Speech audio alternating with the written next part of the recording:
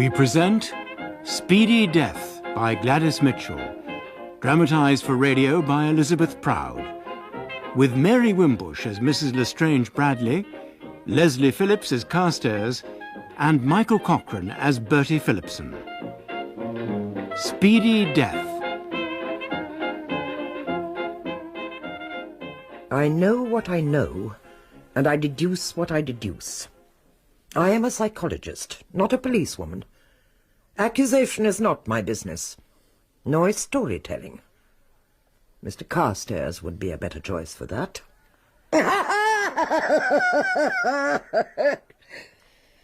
He enjoyed the confidence of the police. Well, it's true that as an entomologist I've had some experience of detective work. It's also true that of all the people involved in this extraordinary affair, I alone was never under suspicion. Not even Mrs. Bradley suspected me. True, my friend. Continue. It was the August of 1929. Several of us were staying at Janing's, Alistair Bing's country house. I'd known Bing a long time. He called himself an archaeologist, though in fact it was only a rich man's hobby. He was a widower, and his unmarried daughter, Eleanor, ran the house. His son, Garde, was a medical student. The story starts on Tuesday the 13th, with young Garde Bing waiting at the railway station for his fiancée. One of the guests, Bertie Phillipson, was with him. There she is, Garde! Dorothy! Over here! And about time, too. Dorothy! Hello, Garde, darling. Hello, Bertie. I didn't expect to see you. Come along, Dorothy, for goodness sake. It's nearly 6:30. The house is full of awful people, and dinner's at 7:30, of all ungodly hours. Dashed early. But you know what old Bing's like. It's very nice to see you again, Bertie. What have you been doing with yourself? Oh, I've been out and about, you know. As I got to know Phillipson, I came to realise that he wasn't at all the silly ass he seemed to be. He was older than he seemed, too. He'd fought in Flanders in the Great War, had quite a beastly time, I suspect, though he never spoke of it. He'd known Dorothy well for some time, and I think was in love with her. Still the little lounge lizard, Bertie. Why don't you get yourself something to do? Oh, I don't know. I mean, not much point, is there? Of course, if things had been different... Oh, Bertie, I'm sorry. I do like you ever so much, but with Garde, it's different. There's something about him. Yes, there is. His size and his beastly temper. You'll have to be a good kid when you're married. I know. You can't think how exciting it is to be scared stiff of your future husband. What are you saying about me, woman? Darling, nothing. Do be careful. I'm sure the driver ought not to take notice of what the people behind are saying. Now, Bertie, tell me about all the guests at Janing's. Is there anyone I know? Let me see. Do you know a fellow called Mountjoy? The explorer? I've heard of him. A large, hairy, loud-voiced, primitive sort of creature, with a big black beard. Oh, rot. He's a little, slim, clean-shaven, shy sort of fellow. In fact, the only person who seems to be able to get 2 words out of him is, well, who do you think? Not Eleanor. Eleanor it is. In fact, she's engaged to the fellow. Unofficially, of course. Pull yourself together, Bertie. I've never seen anything so wildly improbable as Eleanor's behaviour with men. You'd never think she was Garde's sister. Then there's Mrs. Bradley. Know her? Little, old, shrivelled, clever, sarcastic sort of dame. I believe she's a witch. Good old sport, though. Friend of yours, isn't she, Garde? Didn't she get you out of a rather nasty scrape on boat race night with a... That's enough, Bertie. Whoops! Sorry, old man, enough said. Nobody quite knew who she was or why she had been invited. When I asked her later, she only laughed. Then there's a chap named Carstairs. Very decent, scientific sort of bloke. Beetles or something. And that's the lot. Apart from your future pa-in-law. Still as bad-tempered as ever, I suppose. Oh, well, Bing's not so bad if you don't see too much of him. He can't stand Mrs. Bradley, by the way, but he gets on famously with Carstairs and the Mountjoy chappie. Mountjoy, the fellow's an arse. Oh, he's certainly very late for dinner. Do you know, Carstairs, this very afternoon, that nincompoop, that Everard Mountjoy, stated as his considered an expert opinion that the mound on Belden Down isn't an ancient British earthwork, but the remains of a bunker on the old golf course. Really? Oh, ridiculous fella. What a clown. Begging your pardon, sir. Well, what is it, Mabel? I mean, Cobb. If you please, sir, Parsons says that Mr. Mountjoy went to take his bath upwards of an hour ago and has not reappeared. Reappeared? What do you mean, reappeared? Fella isn't a disembodied spirit, is he? Tell Parsons to go and knock at the bathroom door. Ridiculous fella. What are you waiting for, Cobb? If you please, Miss Eleanor, Parsons has hammered and hammered at the bathroom door and there's no answer. We think the gentleman must have been taken ill. Nonsense. Rubbish. I remember that a friend of mine fainted in the bath some 4 years ago. She drowned. I say, Oh, Mrs. Bradley, how terrible. I think I'll go and see if there's anything wrong. yes, indeed. I'll come with you, Garde. Oh, very well. But the whole thing's ridiculous. I say, Eleanor, do you think I should go too? No, Bertie, of course not. I expect it's all a false alarm. If you're not going to eat any more, Dorothy, the girl can remove the plates. Cobb? Guard's legs were longer than mine. By the time I reached the upstairs landing, he was already subjecting the bathroom door to a vigorous hammering. I must have fainted. Vote we break in. Half a moment. We might as well try the handle first. Aye. Good heavens, it wasn't locked. Well, I'm damned. It's a woman. I say, she's dead. A doctor, I'll telephone. Where the devil is Mountjoy, though? There's no doubt she's dead. No doubt about it. I've studied enough medicine to be sure of that. It's a weird business, isn't it? What the devil was she doing, having a bath in our house? Who is she? How did she get in? And a devil of a lot of other things. Such as? Such as the bathroom window being wide open, top and bottom, and the door being unlocked. And where's that chap Mountjoy? There. Dead. What did you say? I know it's a shock, but we have to face it. That woman is Mountjoy, all right. And I shouldn't tell your sister. Tell Eleanor. But she'll have to know. About the death of Mountjoy, yes. The fact that Mountjoy was a woman, no. Oh, yes. I get you. Rather bad luck to find out that the chap you're engaged to is a woman. What? God, stop being a fool. It was no use. I'm afraid young Byng made a poor fist of breaking the news to his sister. He's dead. Huh? Who? Why, Mountjoy, of course. That's why he didn't come down to dinner. He couldn't. He was drowned. In the bath. God, what do you mean? I mean that Mountjoy is dead. As a doormat. But look here. Well, I can't stop. Doctor will be here any minute. Not that he can do anything. Poor fellow. Dead as a door now. Well, I think we might repair to the drawing room now. According to Bertie, even Mrs. Bradley looked astonished at that. Next morning, I came upon that redoubtable woman talking to Bertie on the veranda. Good morning, Mr. Carstairs. You are just in time for a serious intellectual discussion. Oh? Yes. Mr. Phillipson here thinks that an accident took place in this house last night. Oh? Now, I think it was a suicide. Oh. I can trust you two people not to act idiotically if I tell you something very unpleasant, I suppose. Oh, certainly. Of course. There was murder committed in this house last evening.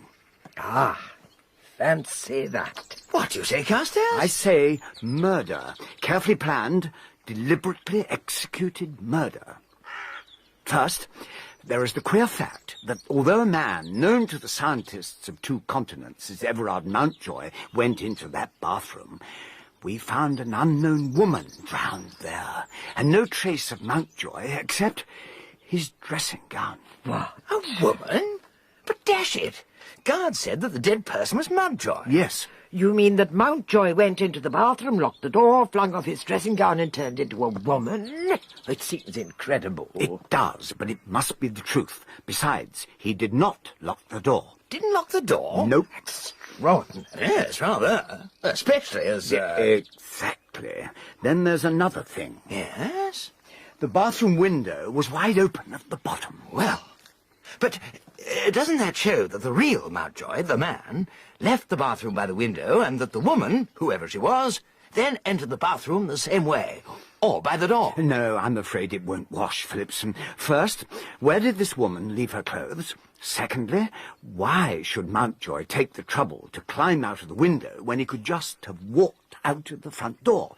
Thirdly, why should a strange woman break into a house and have a bath? Oh, it's not usual, to say the least. Precisely. No. Mountjoy was the lady, and the lady was Mountjoy, and I intend to avenge his death. Bravo! How do you intend to begin? Have you any proof? Will you inform the police? I have a clue, but I don't know where it is. There may be a case for the police. Will you excuse me now? I must talk to Byng. Of course, somebody in this house did it. You realise that fact, don't you? But look here, you're not suggesting that I murdered the poor devil, are you? I accuse no one. No, but seriously, do you tell me that one of these quite ordinary, well-bred, decent, civilized people committed a beastly and unreasonable and illogical crime last night? I simply cannot believe it. Oh, you must. You must get it well into your head, and then you had better prepare for yourself a sound, foolproof, watertight, gilt-edged alibi. For Mr. Carstairs won't rest until he gets a noose around somebody's neck. Well, I'm blessed. Anyone might imagine you thought I did it. Do you, Mrs. Bradley? Oh, I'm not concerned a bit with whether you did it or not. I'm concerned that you do not get hanged for it, young man. Somebody will be hanged, you see. Oh, yes. And it won't be me. Well, No, go on, do say it. No, it might be used in evidence against me. I don't trust you, you see.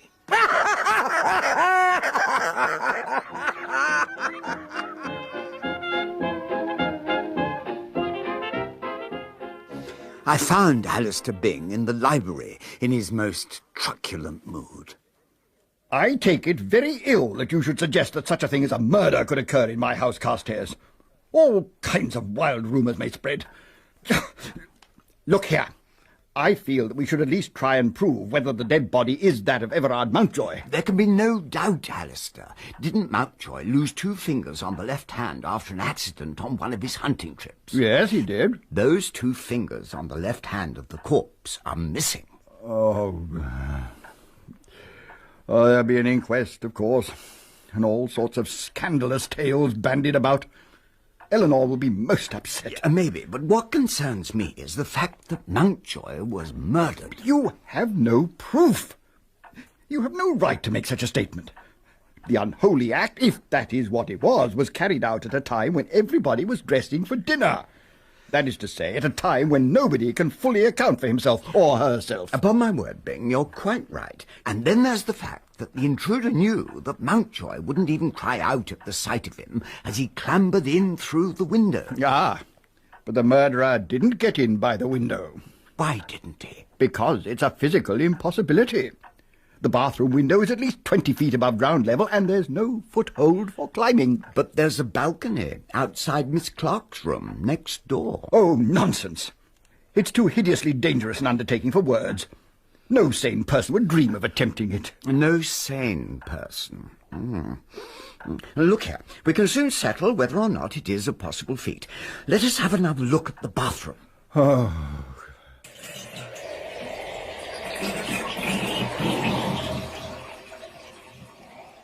Rubbish! Mountjoy can't have been drowned. People don't allow themselves to be drowned as easily as all that. Don't they? Take off your coat and get into the bath. Oh. No, it's quite dry. Come on, get in. This is a serious demonstration. Oh, it's ridiculous nonsense. Come on, man. By the way, which of us 2 do you take to be the stronger? Myself, undoubtedly. I am both taller and heavier than you. And fitter, too, no doubt. Sit down. Oh, really, Carstairs, this is a waste of time. Good. Now, I sit here on the edge of the bath. I'm talking to you on a subject which vitally concerns both of us. Rubbish. Look, I'm tired of this foolery. I'm going to get... Mind your head. What? There. Having caught you off balance by pulling your feet upward, I proceed to hold your head under water until you lose consciousness. You see? Mere horseplay. Well, I didn't intend it as such, and I'm sorry you bumped your head, but as a demonstration of how Mountjoy probably met his death, or rather her death, I think it was rather successful. Now, scientifically speaking, don't you agree? Well, I see your point. Yeah, that balcony does come pretty close. It'd be child's play to step over onto the sill. And this window's an ordinary sash. So he pulled it open, climbed in, and... Oh, look here, though. The inside sill's a bit high, isn't it? More than 4 feet. What did he put his foot on, I wonder? The bathroom stool. My clue. Where? Gone, man, gone. It was under the window, and the murderer stepped onto it, and his shoes left some mark. So he took it away with him, hid it. It would give him away. Yes, I see. Find the stool, find some shoes which could have marked or stained the stool, find the owner of the shoes, and there's your murderer. Neat. Too neat. Can't be as easy as that. No. Look, I suggest that we try to reconstruct the crime. Shall I do the climbing, or will you? Yeah, well, we could do with an assistant, I think. Oh, look, there's Phillipson crossing the lawn. Let's enlist him. Yes, I follow, Mr. Byng. I'm to hike over this balcony railing, shove my toe on that bit of flattened water pipe, and heave my other knee onto the bathroom windowsill. That's right. It is the bathroom, isn't it? It is. The bathroom? Yes. Oh, I twig. Do you really think that's how he got in? Tough young egg, the murderer, I mean. Well, here goes. Well, I think we should go back to the bathroom and witness the experiment from there. Don't you, Carstairs? Excellent. Help! Help, help, help, help, help! Let me down! Help, help! I can't get down! Here you are, Father. Put this stool somewhere for me, please. Aha. Why Cobb should have put 2 stools in the upstairs bathroom and none in this is more than I can explain. Got it. Really, Mr. Carstairs, no need to snap. Oh, I'm so sorry, Miss Byng, but it is essential that I examine the stool. Help! I can't get down! Dear me, Bertie. If you wish to do physical exercises, I wish you would find somewhere a little less dangerous.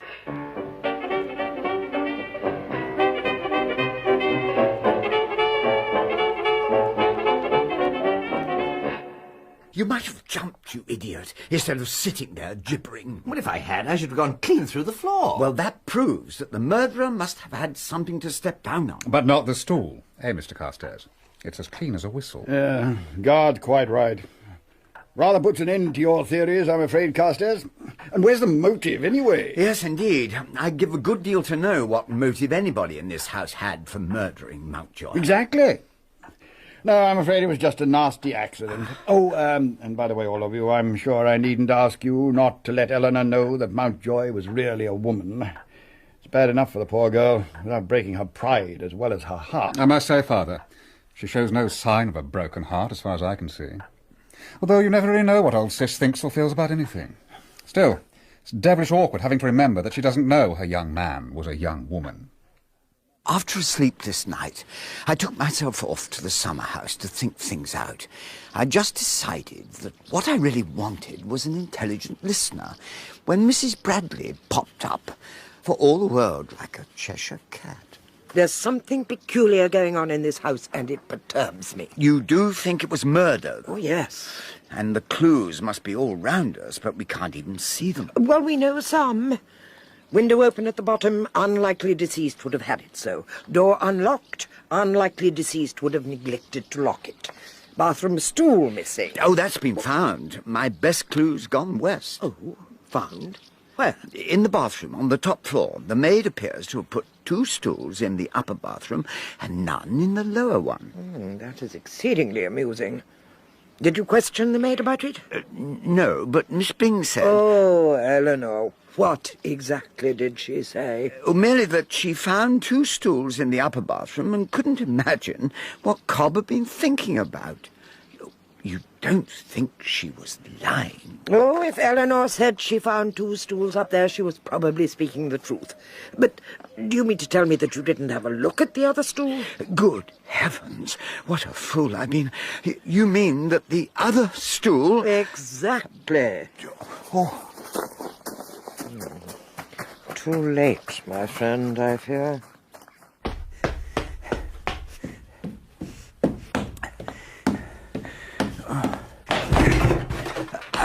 Oh, fiddle. Oh.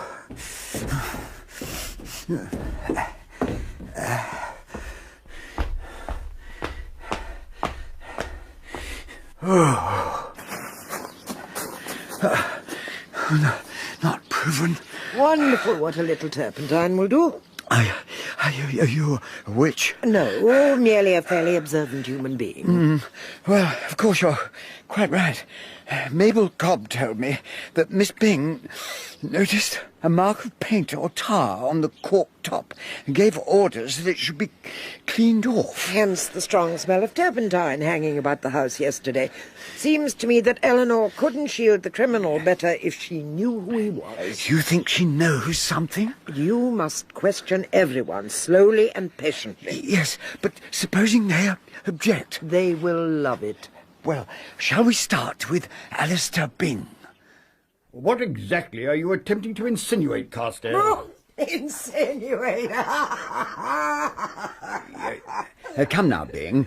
I mean to avenge Mountjoy's death. Aren't you going to help me? No, I am not. I didn't like Mountjoy, and I don't mind who knows it. We never got on together. I'm not sorry that she's dead, but the whole thing is a confounded nuisance. There now. I'm sure you feel better for having said that, Mr. Byng. Yes, I do. Poor Mountjoy. Oh, so you still think it was murder, Carstairs? If so, the best thing you can do is to lay your suspicions before the police. I'm not at all anxious to call in the police, and I'll tell you why. I believe I know who the murderer is. What do you know? I know about the open window, the unlocked door, the disappearing stool, the stool which reappeared but in the wrong bathroom, the rightful stool which had been soiled and was cleaned with turpentine, and then, of course, there is the... The missing watch. You what? Missing what? What missing watch? Oh, only my little joke. I'm going to call in the police at once. I refuse to have my house turned into a Sherlock Holmes's paradise. Poor Alistair. I can't help sympathising with him over the private detective business. Now, do you recognise this watch, Mr. Carstairs? Oh, so there really is a watch. Well, it's Mountjoy's, of course. What about it?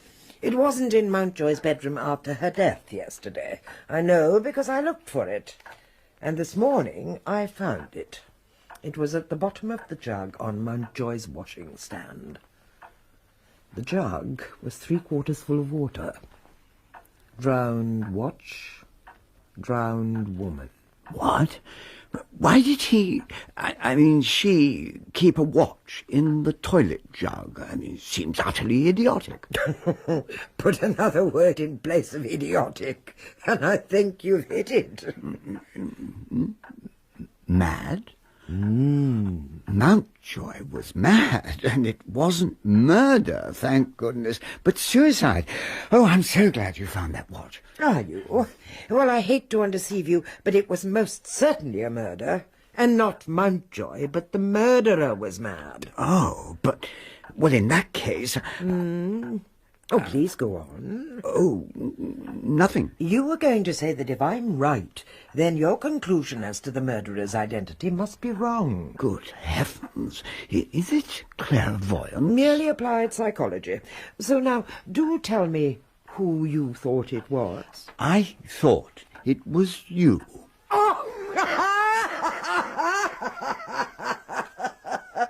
How too gorgeous! Oh, I'm awfully flattered.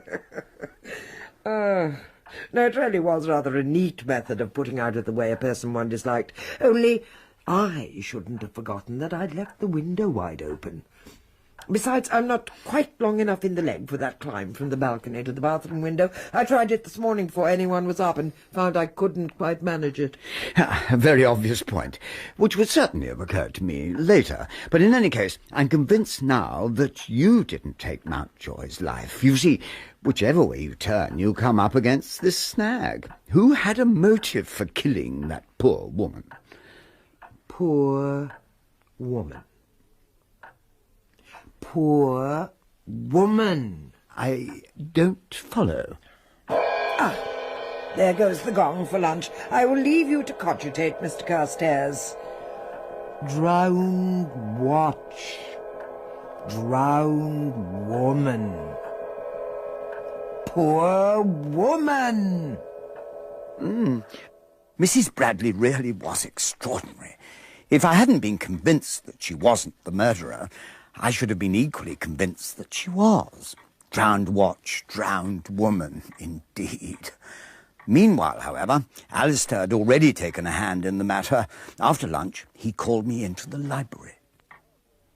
Carstairs, let me introduce you to the Chief Constable of the County, Sir Joseph Mitchell, and Inspector Boring. I've invited them to make a quite informal preliminary investigation. How do you do, Sir Joseph? Hello. Inspector? Afternoon. Ah, the gentleman with the theories. I've read your notes, Mr. Carstairs. Very interesting, very. You haven't actually questioned people, though. Well, not having any official standing, I felt I... Quite so. Now, the man who first raised the alarm... Parsons. Correct. Did he valet Mountjoy? Well, he would lay out a clean shirt and turn bath taps on and so forth. But he was never required to render more personal services. Of course, that's all quite comprehensible now. Yes, the sex business, of course. I should like to see Parsons a moment, if I may, and perhaps we might go up to the bathroom.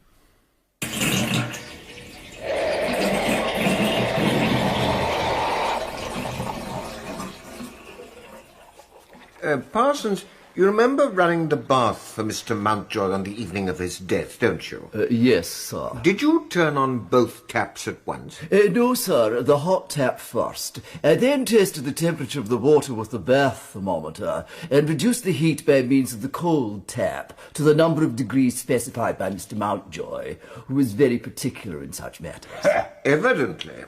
Now, would you remember exactly how high up the bath the level of the water was when you had finished your elaborate preparations? Yes, sir. About there. Got the measure, Boring? Sir? Good man. 9.3 inches down, sir. But look here. When we took the body out, the water was right up to the overflow pipe. Was it now? Yes, Boring? 5.1 inches down, sir. Oh, this becomes interesting, Boring. Parsons, I want you to think carefully. At what time did Mr. Mountjoy enter the bathroom? 10 minutes to 7, sir. And what time was it when you heard him turn the water on again? 17 minutes past 7, sir.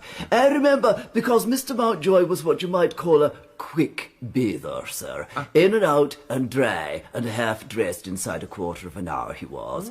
That's why I was particularly surprised he took such a long time that evening. Then I heard the taps turned on. Taps? Both taps? Yes, sir. Both at once. The two make quite a different noise from just the one. Quite so. Go on. Well, sir, I was puzzled. It was so unusual. In all the 6 weeks Mr. Mountjoy was here, I'd never known him stay in the bath like that. Now, one more question. Who came out of this bathroom directly afterwards carrying the bathroom stool? Why, nobody, sir. How could they? There was nobody in there except Mr. Mountjoy. Were you there the entire time? I did go away for about 3 minutes, now I think of it, sir. Oh, why? Miss Eleanor had asked me to speak to Mabel Cobbn about the flowers, sir. Oh? Oh, yes, sir. Immediately after lunch, Miss Eleanor said, "Oh, you might just tell Cobb that I've ordered more roses for this evening. She'd better see about them at once." Well, I'd forgotten. But when I heard Mr. Mountjoy turn the taps on, I thought, I'd just have time to run downstairs. I see. Thank you, Parsons.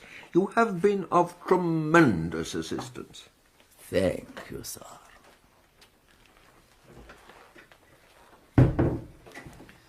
There goes an innocent manservant of impeccable bearing and a model witness, or one of the cleverest criminals unhung.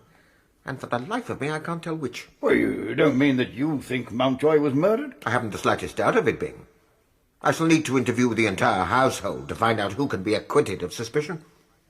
Byng had been right about the awkward time of the murder. None of us had an alibi, apart from Mrs. Bradley. Come, Mr. Carstairs, all the servants have alibis as well. By the way, you haven't forgotten the cliff walk you promised to show me, have you? Cliff walk? Yes. I want to talk to you, and we daren't talk here. No. Here comes young Phillipson already. Oh, I say, I feel all of a dither. My delicate constitution won't stand much more of this. Look here. I'd like to tell you people something, and then perhaps you'll advise me whether to tell that policeman, Johnny. Yes? Well, it's only this. You know what a devil of a time Mountjoy was in that bathroom? Yes. Well, I waited and waited, you know, until at last I got so fed up that I went and twisted the handle of the door to hurry him up a bit. Her? Yes, her. Well, I swear the door was locked then. Oh. And then someone inside squeaked out, "Don't come in!" Just like that. High-pitched, you know, and nervous. Well, of course, I yelled, "Sorry!" and came away. And it was after that I met you, Carstairs, coming out of the top-floor bathroom. Yes, I remember. Yeah, well? It wasn't Mountjoy's voice. What? I'm sure it wasn't. Mountjoy's voice was low-pitched and rather harsh, but this voice was high and rather shrill. An absolute woman's voice, if you understand me. Scared, you know? Well, that's quite comprehensible, I think. You startled Mountjoy badly, I expect, and in her terror lest you should discover her secret, she shrieked at you in her normal instead of her disguised voice. By Jove, I never thought of that. Jolly brainy of you to have thought that out, Mrs. Bradley. Opinions differ. Do you think I ought not to tell the police after all, then? I should say not yet. I'll keep mum, then. Thanks very much. And now for our walk, Mr. Carstairs. Let us make for the sea.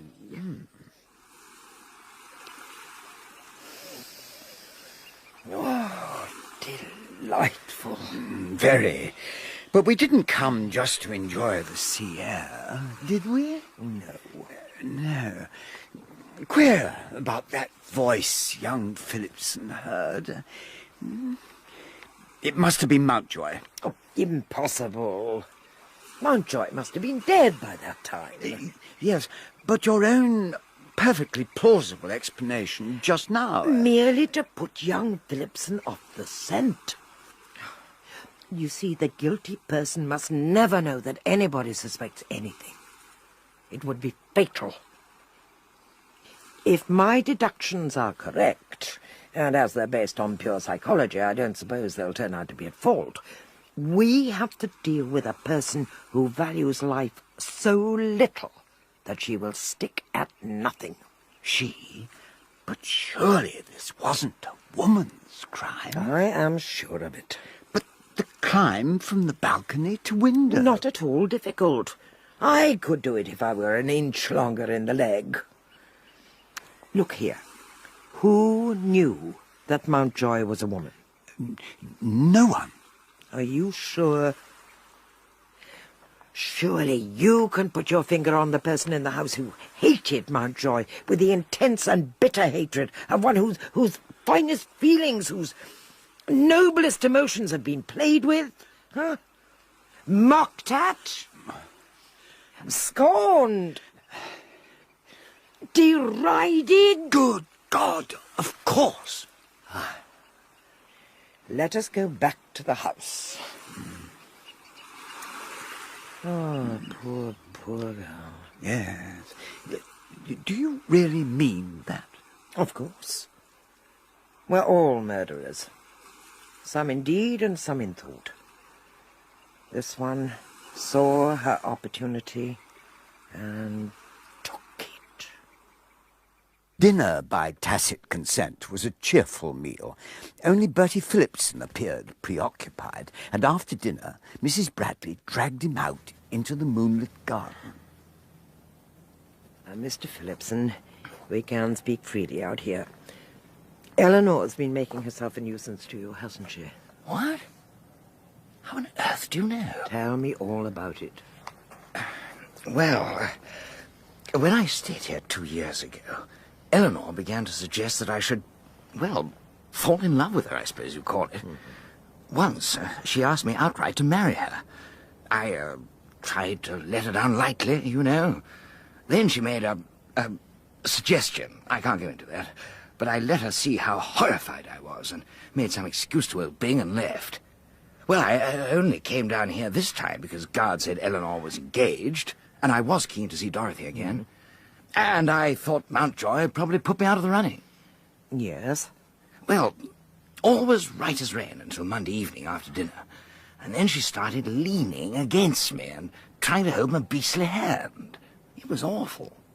Monday? Are you positive? The day before Mountjoy died? Positive. Because I remember thinking on Tuesday, Eleanor will surely have more sense of decency than to come and maul me tonight. And it was all right on Tuesday night. But on Wednesday, that is last night, well, she came to my bedroom about 12:30 and wanted to stay there. I had to shove her outside and lock the door. Choice, isn't it? Well, of course you will lock your door tonight. You bet I shall. Yes. Well, leave everything else to me. Shall we go in? Here you are, Bertie. What about the light fantastic, Father? Shall we be treading on your corns? House of mourning and so on? What's that? I thought we'd have some dancing. Oh, by all means, my boy, if the others would like it. Brother! I shall go to my study. I think I'll come with you, Father. I could look up your references for you if you like. I'm glad Sis has gone. She hates dancing. Right, what do we have? Foxtrot is the only thing I can manage. Foxtrot it is. I'll work the machinery. No. Oh. You won't. Take Dorothy. She refuses to dance with me. Carry on. Come on then, Dorothy. Mrs. Bradley, will you do me the honour? The honour is all mine, sir. I say, you don't think that weird old woman is the juicy Jimmy who did in that Mountjoy, do you? Mrs. Bradley? Yeah. Oh, good gracious, no. All right, only to me. A little touch of reverse. That's the way. Only to me, she looks the sort of Caesar Borgia Nero de Medici who would fluff out her own mother for the fun of it. Don't you think so? She's a very gifted woman. Bertie, where are we going? Out into the hall. More room to, don't you know? So that I can, Beast! Don't you know that I'm on the verge of being married to Garde? More's the pity. Oh, let go, idiot!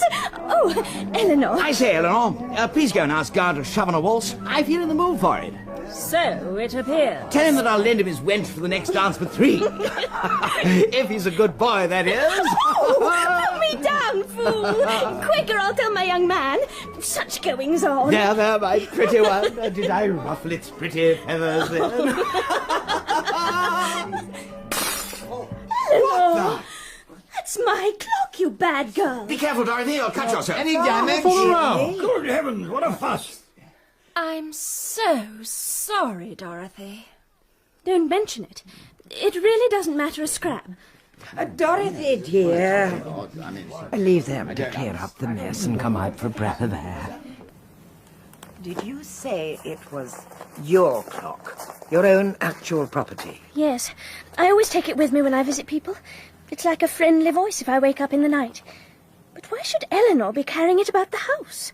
What were you doing when she dropped it? That ass Bertie was trying to kiss me. He doesn't mean anything by it. I see. Dorothy, I want you to do something for me. I'm going to make a little experiment tonight. Would you mind sleeping in the other twin bed in my room? Well, just for one night. And you mustn't tell anyone what we're going to do. Not even Garde? You see, ever since the murder, I haven't felt safe with anyone except Garde. I had a bad car smash last year, and it's made me stupidly nervous. I know it's silly, because the only person who had any reason to do such a dreadful thing was the most unlikely of all of us. Who? Why, Eleanor. What makes you say she had a reason? Well, I know she wasn't happy because she came into my room weeping and saying she didn't know what to do. About what? About her engagement. I said if she felt unhappy about it, she should break it off. Excellent advice. What did Eleanor say? That she'd have to go through with it because of the shame. Of course, you can see what I thought she meant, Mrs. Bradley, even though I could scarcely imagine prim Eleanor getting herself into that sort of muddle. But now I know she must have... Yes? Well, found out about Everard Mountjoy's sex. So really it was a blessing she was drowned, from Eleanor's point of view. Yes, I expect that was Eleanor's point of view. When did this touching conversation take place, by the way? While I was getting ready for dinner on Tuesday. I'd only just arrived, you know, and I'd realised I'd left my powder compact in the motor, so I had to dash down and get it. Leaving Eleanor in your bedroom? I see. Well, my dear, you may tell your fiancé about tonight's experiment, but nobody else. Listen while I tell you what to do. Here I am, Mrs. Bradley. Finished everything? Yes, everything. The dummy looked horribly lifelike in my bed. I put my shingle cap on it. I'm cold. No, scared. Never mind. Get into bed. Quietly, mind. It's tremendously important that no one knows you're here. Good night, my dear.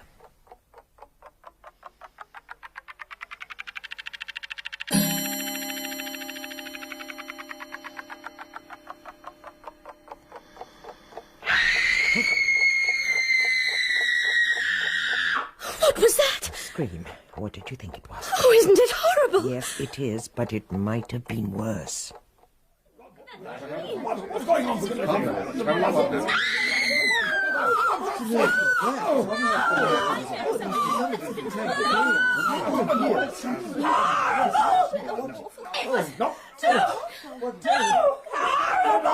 Calm yourself, Eleanor! It wasn't you screaming and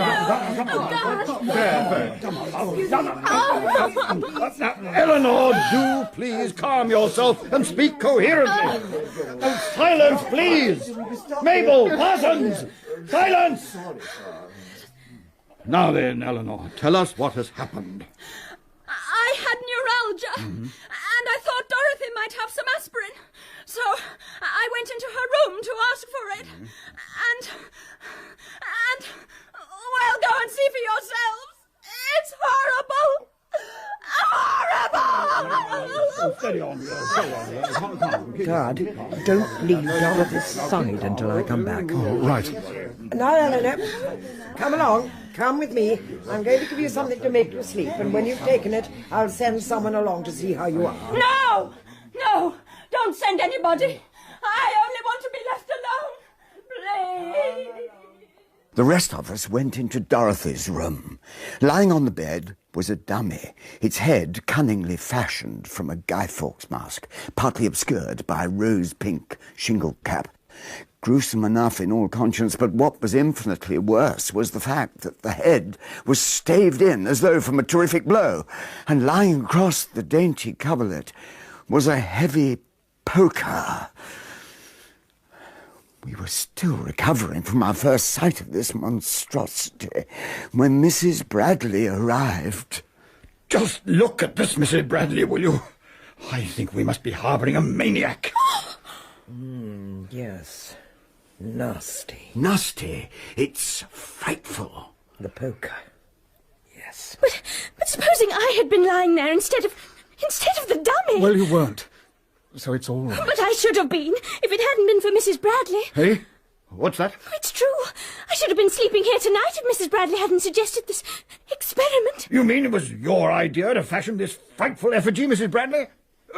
But had you any reason, any inkling of any... Just an intuition. Oh, rubbish, rubbish! Good Lord, Father. There's no need to be rude to Mrs. Bradley. I think this is the most ghastly attempt at murder I ever knew about. Oh, how foolish of me. I'm so sorry I said that. Where shall I take her? Your room, Mrs. Bradley. By all means, I shall accompany you. And I suggest that everyone should try to get some sleep. We can continue our discussions at breakfast.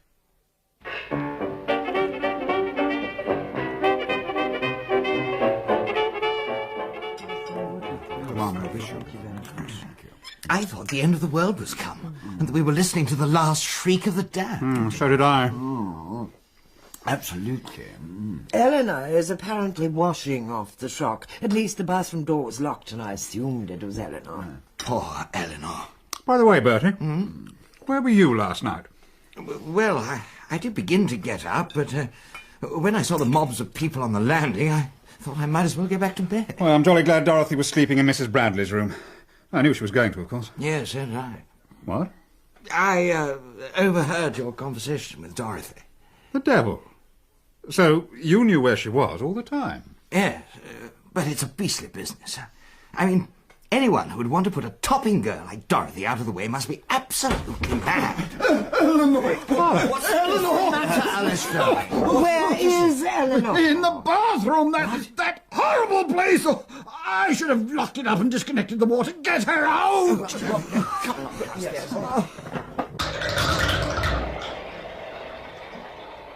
This time the bathroom door was locked, so we forced it open while Mrs. Bradley telephoned for the doctor.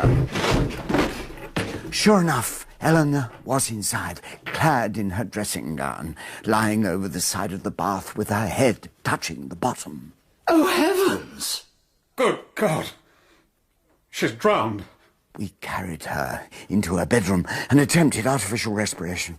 Bertie worked like one possessed. Eventually, the doctor arrived. That's enough, Phillipson. You're exhausted. You take a turn now, young Bing. Right you are, Doctor. She wasn't actually in the bath, you say, Mr. Carstairs? No. Her feet were on the floor, but her head was touching the bottom of the bath. She had the waist plug chain twisted round her hand. So there was no water in the bath? No. There's another thing, Doctor. Doctor! Ah, that's it. She'll do. A dose of sal volatile, and she'll be as right as rain. Phillips. Oh, he's passed out. Silly fool. Haul him off her. Might cause the poor girl to bite her tongue clean off, falling all over her like that just when she's coming round. Now, my dear, take hold of this glass.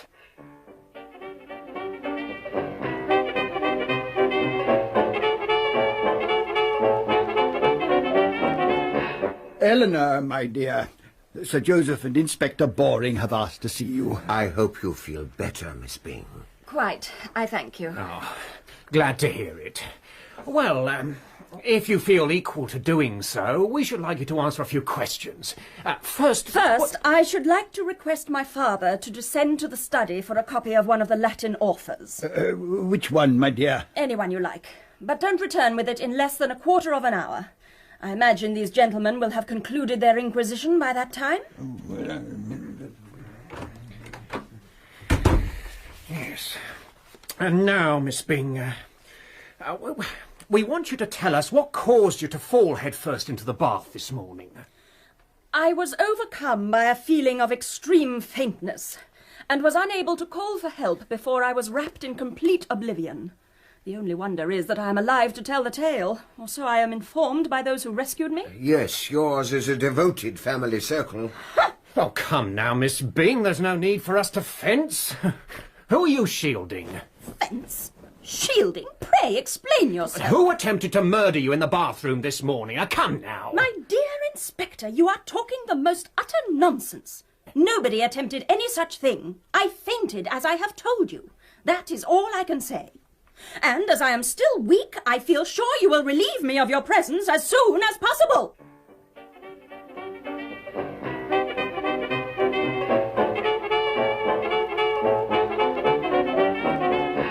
Yes.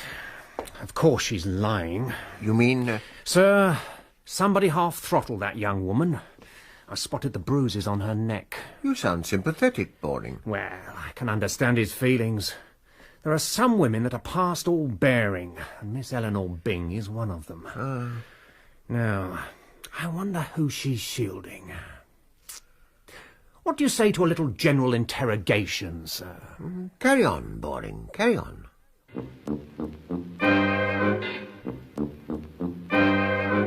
Now, Miss Clark, who in this house had any reason to wish you dead? You mustn't ask me. Oh, come now, Miss Clark. All right, I tell you. It was Eleanor who hated me. She always has. But she didn't try to kill me. I'm sure she didn't. And why are you so sure? It would be too horrible. Yes, I agree, Miss Clark. Thank you, Miss Clark. That will be all. I'll ask Garde to come in, shall I? If you would, please. Fingerprints might settle the matter, sir. On the poker, you mean? Perhaps. Ah, come in and sit down, Mr. Byng. Right. Are you strongly attached to your sister? No. No? Before or after you knew of her inimical feelings towards your fiancé? I didn't know that Eleanor didn't like Dorothy. That's news to me, I assure you. This is never demonstrative, you know. I see. Any questions, Boring? No, thank you, sir. That'll be all, Mr. Byng. Right you are. I'll get Carstairs.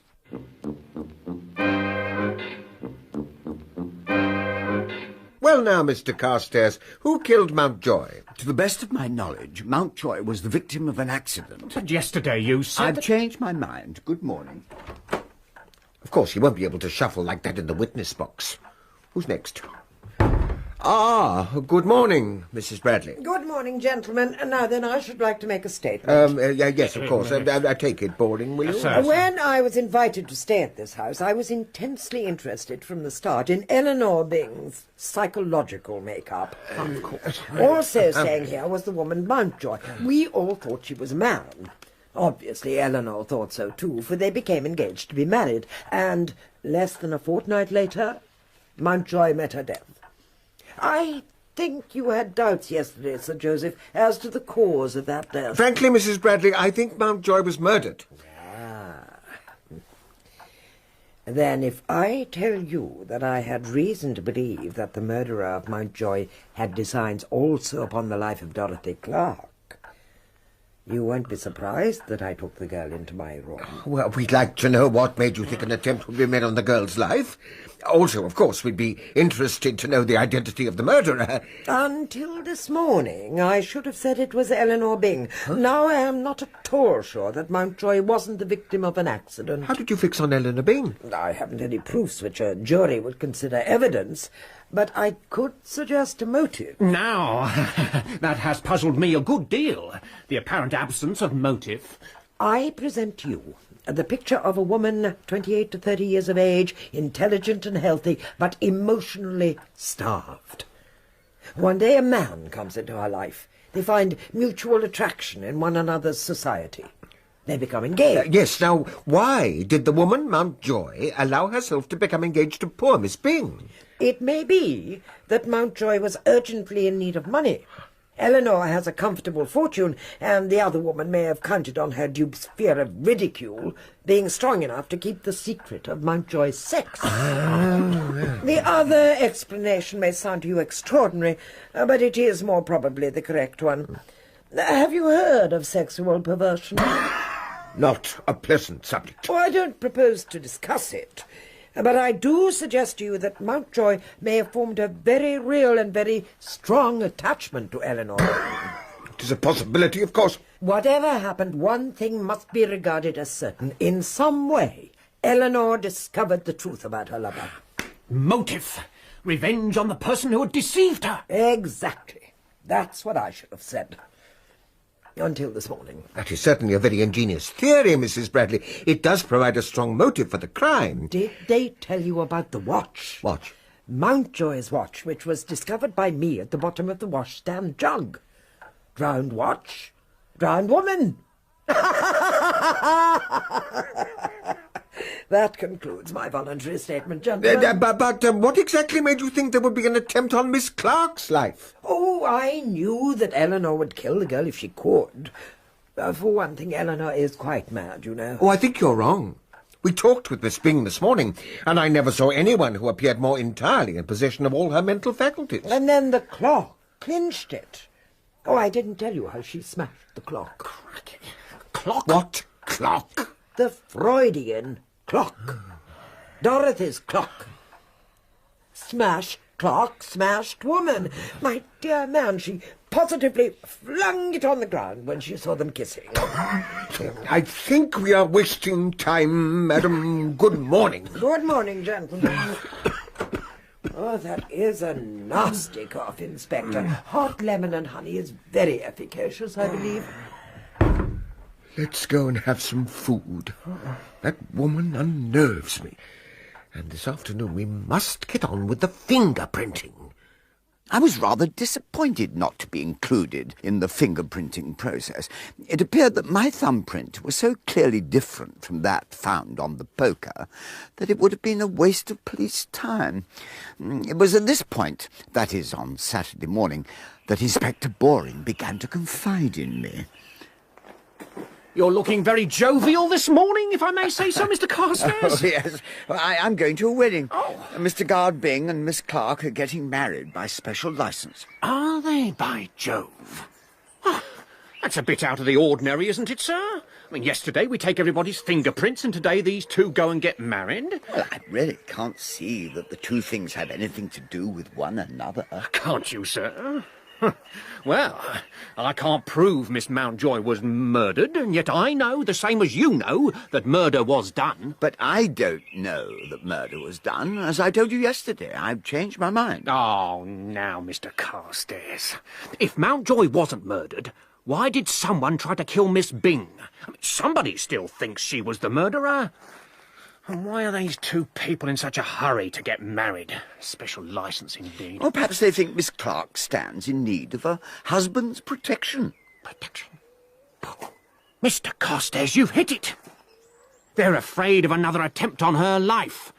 And that brings us back to Eleanor Byng and this. What? A bottle of aspirin? What does that prove, Inspector? That Miss Byng is a very poor liar. Didn't she say that she went into Miss Clark's room on Thursday night for aspirin for her neuralgia? Huh? Well, I found this bottle in the very front of the little cupboard in her own room.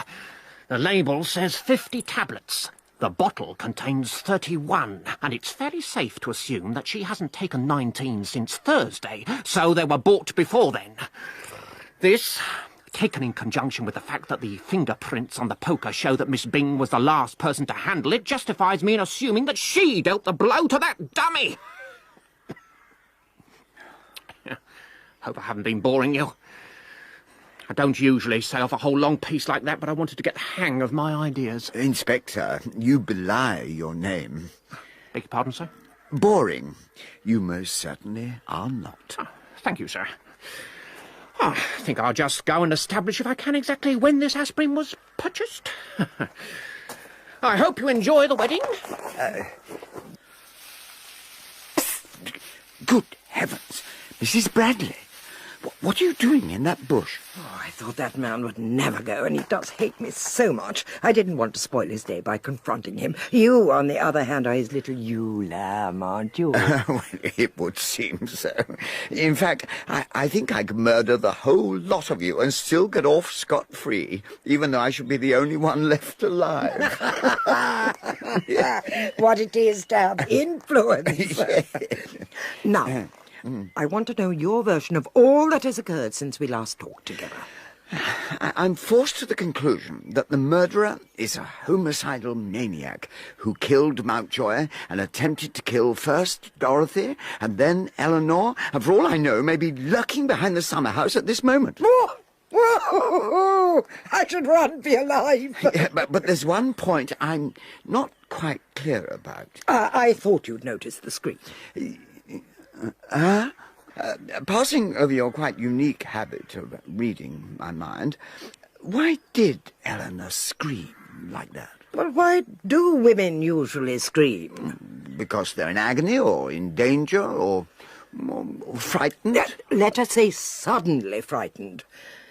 We can dismiss the idea that Eleanor was in agony, I think. That leaves us with the alternatives of danger and sudden fright. Exactly. The view that she was in danger mustn't be lost sight of, and that something frightened her is undoubtedly true. She admitted it herself, but her explanation is amazingly thin. She said it was the sight of the dummy figure in the bed when she turned on the light. Now, I contend that Eleanor was lying when she said she turned on the light. Go on. Her fingerprints were on that poker. The head of the dummy was staved in by a heavy blow. The inference is that Eleanor struck that blow. She must have intended to kill Dorothy. Would she have risked turning lights on? No. The moonlight, she judged, was sufficient. She struck the blow, and then... She screamed. But why?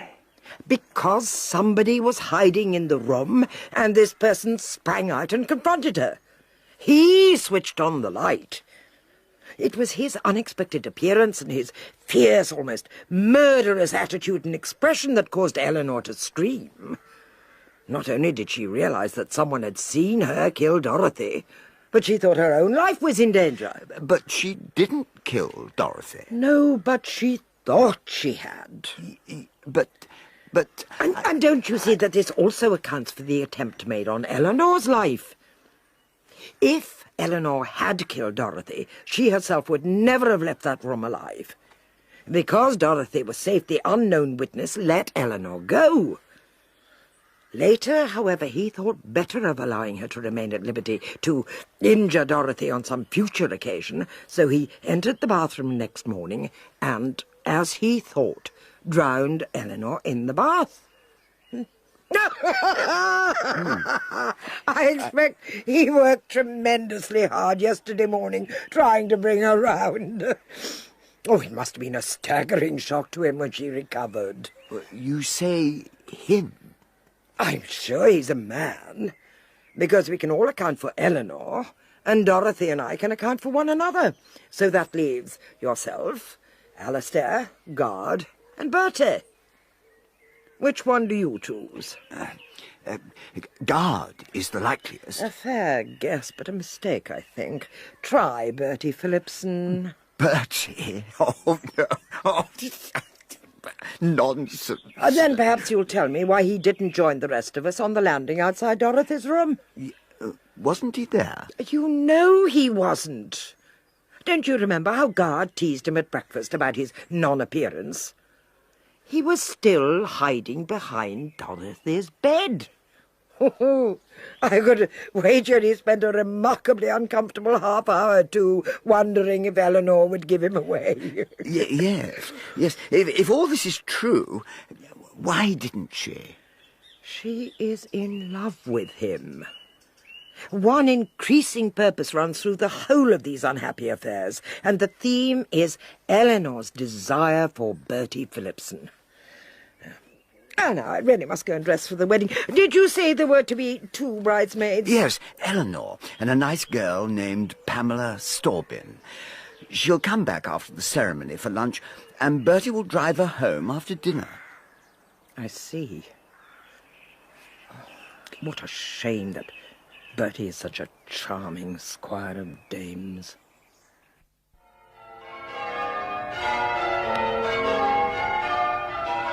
The wedding ceremony was soon over. Bertie was best man, and Eleanor and 17-year-old Pamela made rather ill-matched bridesmaids. The weather, which had been uncomfortably close all afternoon, suddenly broke during dinner. You can't go home in this, Pamela. Of course not. Quite impossible. Well, if it's all the same to everybody, I'd just as soon not take my little old bus out in this. I doubt whether you get across Hanley Bottom anyway. It'll be flooded. You'd better stay the night, Pam. I really think that'd be best, Pam, darling. You don't mind, do you? Blue eyes. Oh, well, Oh, very well. If you will come with me, Miss Storbin, I'll show you your room. Oh, thanks ever so much. Shall I come with you, darling? Oh, God. I say, steady on, Eleanor. Dear me, what a disaster. Oh, it's only a vase. Cobb can see to it. Come along, please, Miss Storbin. Dorothy, dear, You might lend Pamela a nightdress. It may not occur to Eleanor that she'll need one. Of course. Hang on, Pam. I'll come with you. I expect you'll be in my old room. And Dorothy, if you should feel uneasy about anything, let me or Mr. Carstairs know, won't you?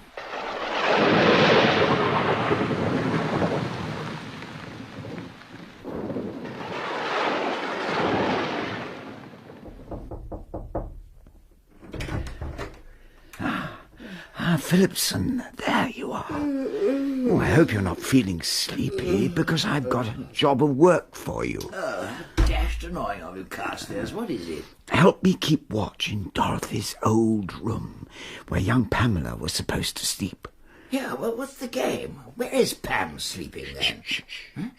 In Mrs. Bradley's room. Come on, come on. Huh? Come on, through here.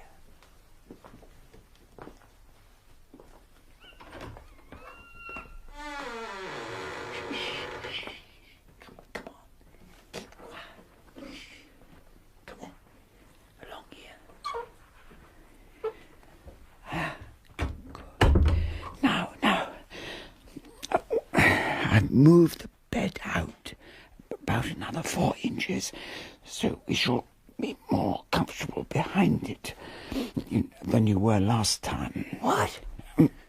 So you know? Mrs. Bradley seems to know everything. Are you going to give me away? Of course not. Good man. I'll tell you all about it. It'll be quite a relief to get it off my chest. Far away. Well, of course, you know I'm fond of Dorothy. Always have been. Yes. But she liked Garde better. Anyway, I'd always felt that I'd, do anything on earth for her. Well, on Thursday night, I overheard Garde and Dorothy talking about the dummy in the bed, and I was jolly keen to find out what was going to happen. So I sneaked into this room and hid. Where we are now, behind the bed head. Yes. Anyway, after a bit, along toddled Eleanor, complete with poker. Oh. Honestly, it was the beastliest thing I ever saw. Yes. The moon was fairly blazing in through the window, and she raised that heavy poker above her head with both hands. Sorry. And brought it down on what she thought was Dorothy's head. And I distinctly heard her chuckle. I tell you, she was mad at that moment. Horrible. Well, I leapt out at her, and she screamed and ran out onto the landing, dropping the poker on the bed. So Mrs. Bradley was right. Oh, clever woman. No, there's more to come. No. I can't explain what happened next. It was a horrible thing I did. Awful. Oh. But it seemed to me then, and it still seems to me, the only possible course to have taken. Yes. I decided that I must stop Eleanor harming my Dorothy. Now, I want you to believe that I didn't actually mean to do her in. I thought I might be able to scare her so much that she'd leave Dorothy alone. Sort of blackmail idea. Yes, I see. Well, early next morning, I climbed from the balcony here to the bathroom window. Eleanor had just turned the taps on. I don't know if she saw me or came over faint, but all at once she crashed, head down, over the side of the bath. Well, some devil seized me then. I rushed at her and held her head underwater until I felt certain she must be dead. And then I climbed back the way I'd come. The luck of Beelzebub stuck to me to the very end. Yes. Oh. What's that? It's Eleanor with a candle. Good God, she's got a knife. Oh, she's mad.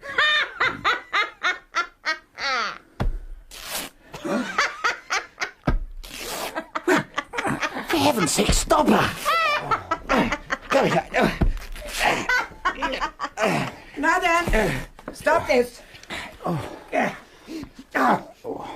Come now. What are you thinking of? You're tired. You want to go back to bed. Come along now. No nonsense. We'll stand by, shall we? In case... No need. No need for you to stay up any longer. Oh. Good night, and thank you very much for your help. Yes. It's all right now. Come along. Be quite all right now. There you go, Jill. That's right, here you go. Oh, extraordinary woman. My hat, yes. Carstairs! Phillipson, what's going on? All manner of noise in the house, shocking. Good heaven! Whatever's that row? It's coming from Eleanor's room. Oh, Mrs. Bradley! Good heavens! What's the matter with Eleanor? Is she ill? Complete nervous breakdown. Nervous? Yeah! I want a drink! And you shall have one. There's some coffee in a flask in my room if someone could fetch a cup.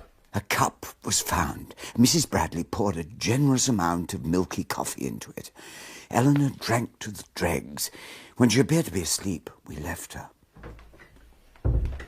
I think I'd better lock her door, don't you?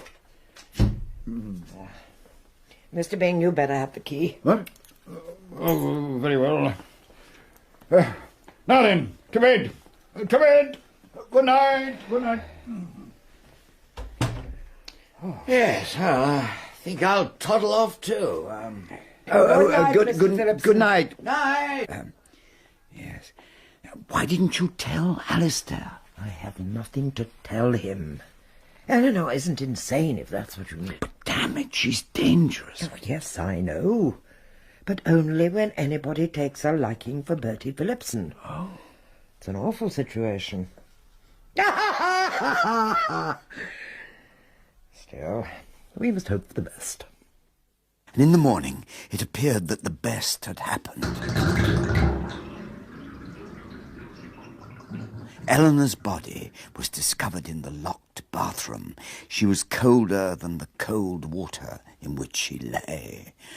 And this time she was past saving. Not drowned, you say, Doctor? What was it then? Heart failure? Mr. Byng, you must prepare yourself for a shock. I will have to call in another opinion. What? The fact is, I believe your daughter died from the effects of poison. So what do you make of it, Boring?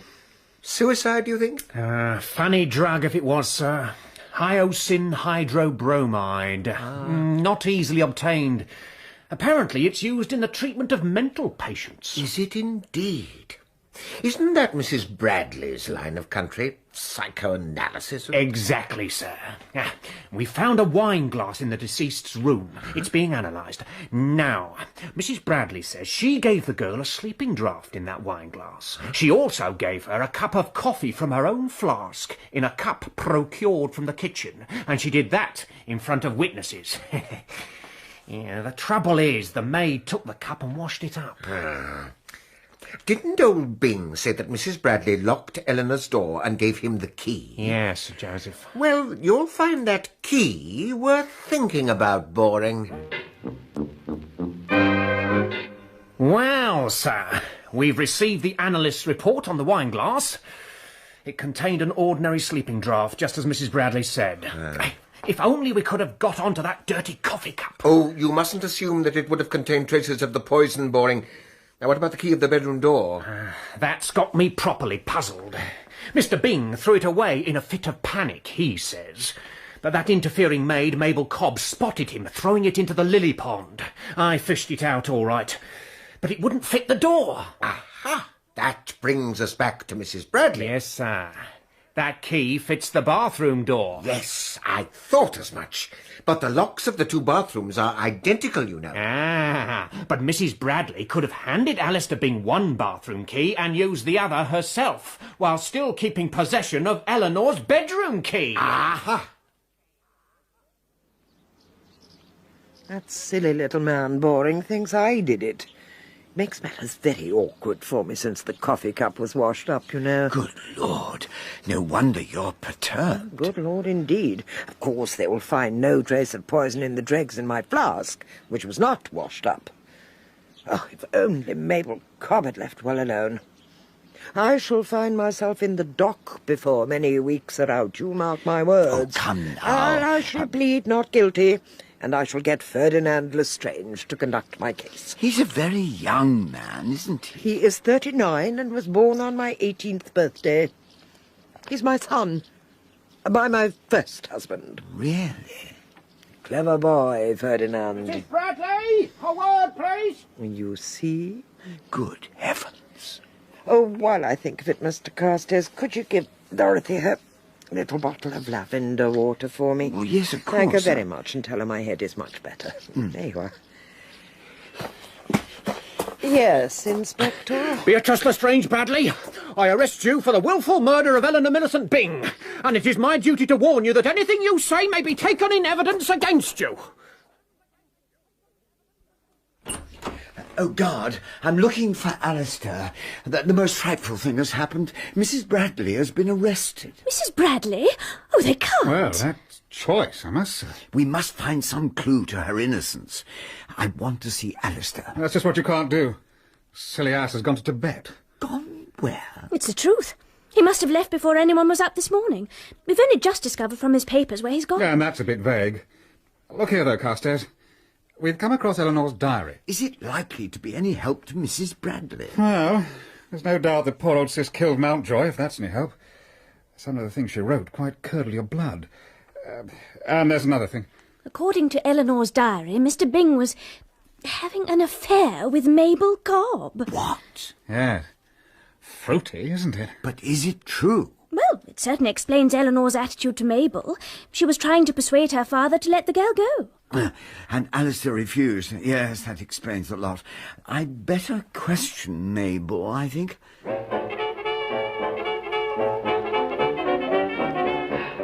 was I to know I shouldn't have washed that old coffee cup? Miss Eleanor would have something to say, and no mistake if I'd left it lying around dirty. Yes, well, what's done is done. You didn't get on too well with Miss Byng, did you? I'm not going to speak ill of the dead, sir. Pity. Well, now, who was it you saw on the landing on the day of Miss Byng's death? I never saw nobody. Come now, that won't do. Oh, won't it? You can go to Jericho with your old questions. I shan't answer any of them. I'm afraid Mrs. Bradley would have handled that better. But then I had a piece of luck. In the recesses of Eleanor's medicine cupboard, I suddenly discovered a small glass containing a drop or two of liquid. I telephoned Inspector Boring at once.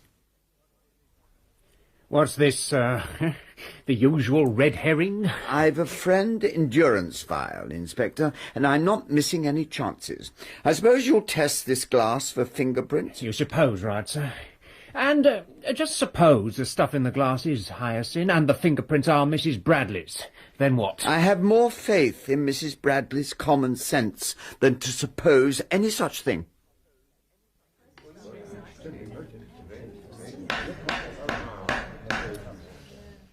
It annoyed me considerably to find myself called as a witness for the prosecution, and I was determined to give the counsel as little help as I could, within the strict terms of my oath. The idiot had actually suggested that Mrs. Bradley's motive for murdering Eleanor was so that she might become Alistair Byng's wife, a suggestion which the accused treated with the contempt it deserved.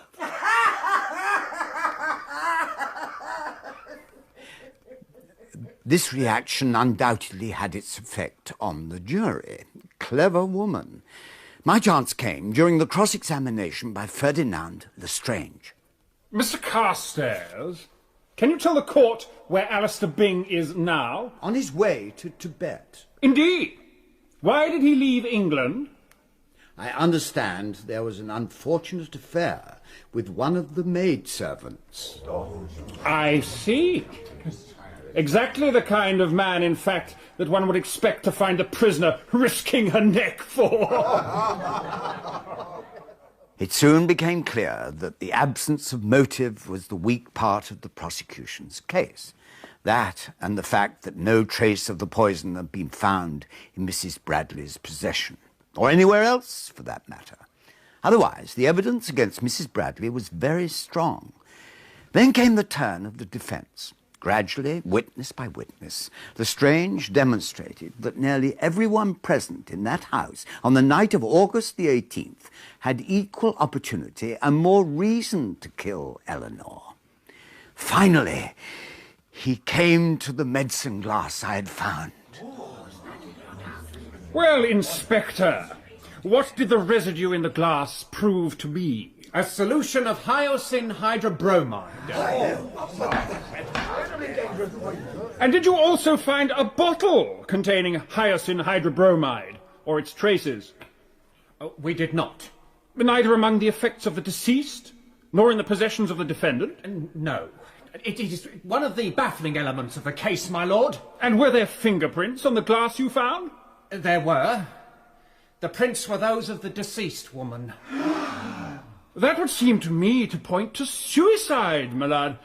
But I'm sure the members of the jury are sufficiently intelligent to draw their own conclusions.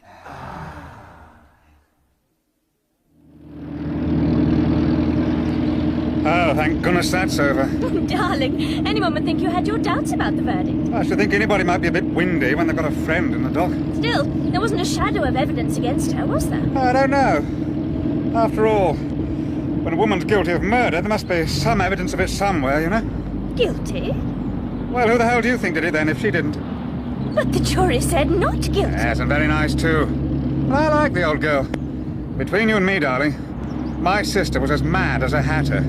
In fact, I was seriously thinking about putting Eleanor's light out myself. Yes, it was jolly sporting of Mrs. Bradley. She took a big risk for other people's sakes.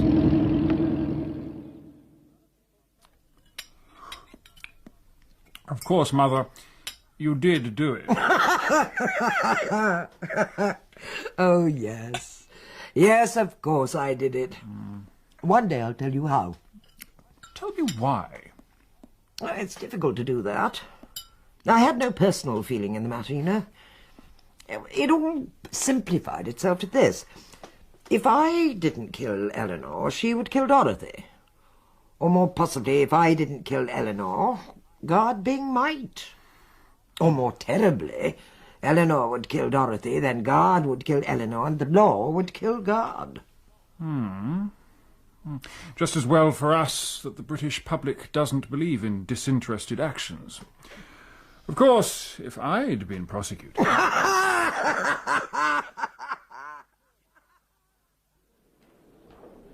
By the way, Carstairs, I wonder who did kill old Eleanor? Or do you think it was suicide? Suicide, my hat. No, no, Phillipson. When we saw Mrs. Bradley give Eleanor that cup of coffee, we were watching murder take place. Good Lord. As a matter of fact, I cannot understand how Mrs. Bradley could have been so frightfully careless as to leave that cup about. Sheer chance that Mabel Cobbn washed it up. Yes, but... well, why take the body to the bathroom? Oh, I think that was just her freakish sense of humour. Of course, it was a piece of rare good luck, my finding that medicine glass. Yes, but surely that was strong evidence of suicide. What did Boring think about it? Just what I thought, that it was a red herring. Directly I found it, I smelt a rat. It was so beautifully convincing. Yeah, but... what about the one big point? Where is the hyacinth? I mean, dash it, the bottle or whatever contained the stuff has just vanished into thin air. Yes, indeed, Phillipson. I mean to ask her about that. If the prosecution could have traced the hyacinth to Mrs. Bradley...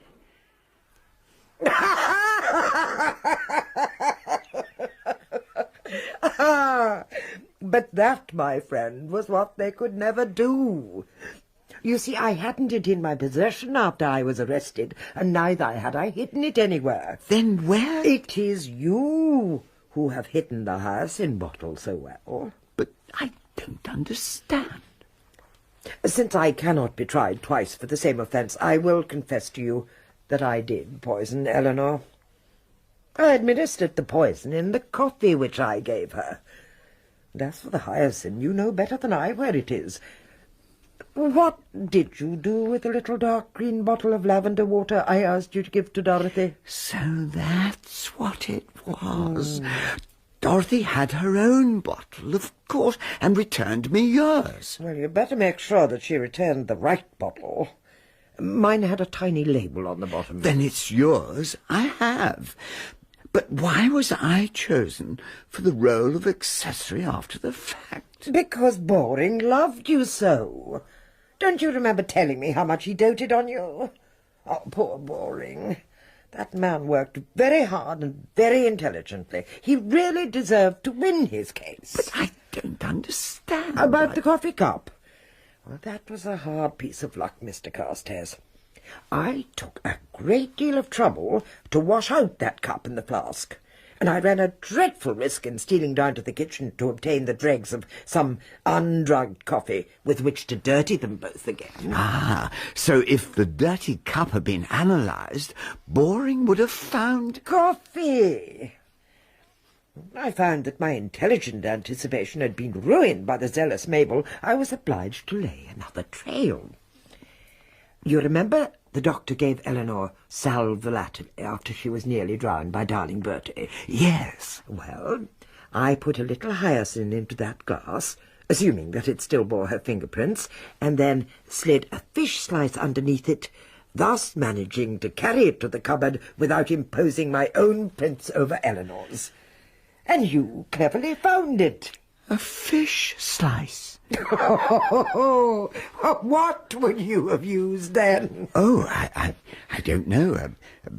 A bricklayer's trowel, perhaps. Yes, quite good, but bricklayers' trowels are hard to come by, while the humble fish slice resides in every well-conducted home. So far as I know, this was Mrs. Bradley's first experience in criminal detection. She has, of course, since become Dame Beatrice Lestrange Bradley, consultant psychiatrist to the Home Office and a detective of some considerable reputation. It is sobering to think that the want of a fish slice could have brought that brilliant career to an untimely end.